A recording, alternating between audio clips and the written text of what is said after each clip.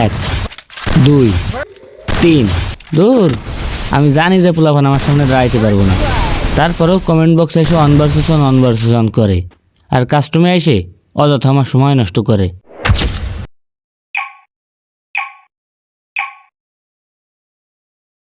আসসালামু আলাইকুম ভাই ব্রাদার, অনেক দিন পর আবারও একটা অন ভার্সেস অন কাস্টম খেলে ফেললাম এসি ফয়সাল নামে এই প্লেয়ারটার সাথে। এইভাবে অন ভার্সেস অন করা মানে আমার সময় নষ্ট, এটা আমি খুব ভালো করেই জানি যে পোলাপান আমার সামনে কেউ এসে দাঁড়াইতে পারবো না, এই জন্য এইভাবে অন ভার্সেস অন করি না।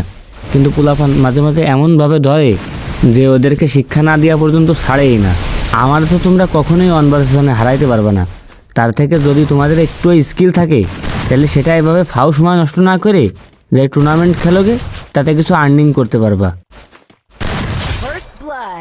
আমি এটা বলতেছি না যে আমার থেকে ভালো প্লেয়ার নাই, হ্যাঁ অবশ্যই আমার থেকে ভালো প্লেয়ার আছে, তবে যাদের সত্যি স্কিল আছে তারা কারো কমেন্ট বক্সে যে 1v1 7-0 দেবো এগুলো বলে সময় নষ্ট করে না। তারা তাদের স্কিলটাকে কাজে লাগিয়ে কিভাবে কিছু আর্নিং করা যায়, উপার্জন করা যায়, সবসময় সেই চেষ্টায় থাকে। কমেন্ট বক্সে এসে ফাও কমেন্ট করে নিজের সময় নষ্ট করবে এই সময় তাদের হাতে থাকে না।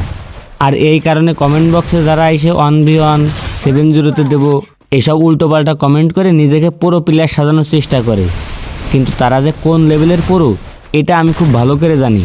অনেক দিন ধরে অনেক প্লেয়ার দেখতেছি তো একটা অভিজ্ঞতা হয়ে গেছে।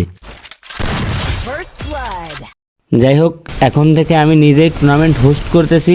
তোমরা অযথা কমেন্ট বক্সে এসে 1v1 না করে সত্যি যদি স্কিল কিছু থাকে তাইলে আমার পেজের ইনবক্সে অথবা আমার টুর্নামেন্ট অ্যাপসটা ডাউনলোড করে রেজিস্ট্রেশন করে টুর্নামেন্ট খেলে দেখতে পারো।